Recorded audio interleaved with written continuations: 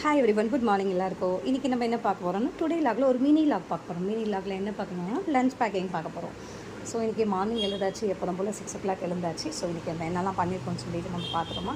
First of all tea போட்டு குடிச்சாச்சுங்க. எல்லோரும் வீட்டில் செய்கிற வேலை அதுதான். முதல்ல டீ பண்ணியாச்சு. அதுக்கப்புறமா இட்லி அவிச்சு தனியாக வச்சுருக்கேன். இது வந்து பிரேக்ஃபாஸ்ட்காக.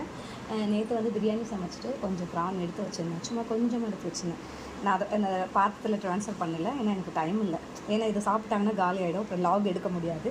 ஸோ அடுத்து இந்த பாருங்கள் இறா, அந்த இறாவை போட்டு சும்மா கொஞ்சோண்டு கிரேவி மாதிரி நல்லா சூப்பராக பண்ணியிருக்கேன் பாருங்கள். சாப்பிட்றதுக்கு எம்மியாக இருக்கா, எம்மி டேஸ்டியாக இருக்கா உங்களுக்கு. இது ஒரு இறா ப்ரான் பாருங்கள். ஸோ இது வந்து இட்லிக்கு வந்து இதை எடுத்து வச்சுட்டேன். ஸோ இது பிரேக்ஃபாஸ்ட்டுக்கு முடிஞ்சு போச்சு. ஸோ மதிய லஞ்சுக்கு என்ன பண்ணியிருக்கேன்னு பார்க்கலாம் வாங்க. மதிய லஞ்சுக்கு வந்து ரைஸுங்க. சுட சாதம், சுட ரைஸ் பண்ணியாச்சு. ஸோ 2 பிள்ளைங்களுக்கு, இன்னொரு பிள்ளைக்கும் சேர்த்து தான் கட்டியாச்சு. தென் வந்து அவங்களுக்கு வந்து இது வந்து சாம்பார்.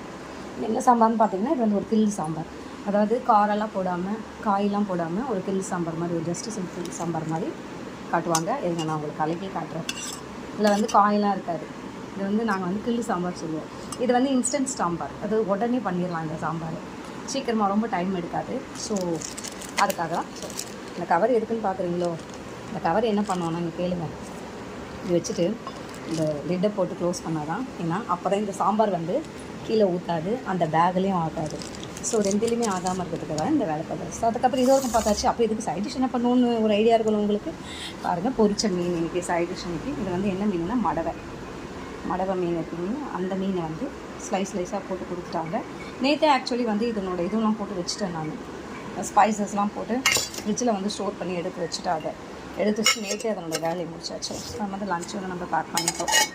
ஸோ ஃபிஷ் பண்ணியாச்சு. ஸோ ரைஸ் வந்து பேக் பண்ணியாச்சு. இப்போ சாம்பார் வந்து ஓகே ஆகிடுச்சு. அதுக்கப்புறம் வாட்டர் பாட்டிலில் தண்ணி பேக் பண்ணியாச்சு. ஸோ இது வரைக்கும் நம்ம லஞ்சு முடிச்சிருக்கோம். ஸோ இப்போ இதெல்லாமே பேக் பண்ணி நம்ம என்ன செய்யணும், இப்போ நம்ம உள்ளார வைக்கணும். ஸோ அங்கே போகலாம். பேக்லேயே அப்படியே வச்சிடலாமா. பேக்கில் வச்சுட்டா இந்த லாகோட வேலை முடிஞ்சிருச்சு நம்மளுக்கு. இது ஒரு குட்டி லாக் தான். இது ஒரு மினி லாக் தான் இன்றைக்கி நான் போட்டது, மார்னிங் லாக். ஸோ அது ரொம்ப நாளாக போடணும் நினச்சிட்டே இருந்தேன் நான். ஸோ என்னால் வந்து அது கண்டினியூ பண்ண முடியாமலே இருந்துச்சு இந்த லாகை. ஸோ இன்றைக்கி தான் இதை வந்து நான் கண்டினியூ பண்ணுறேன்.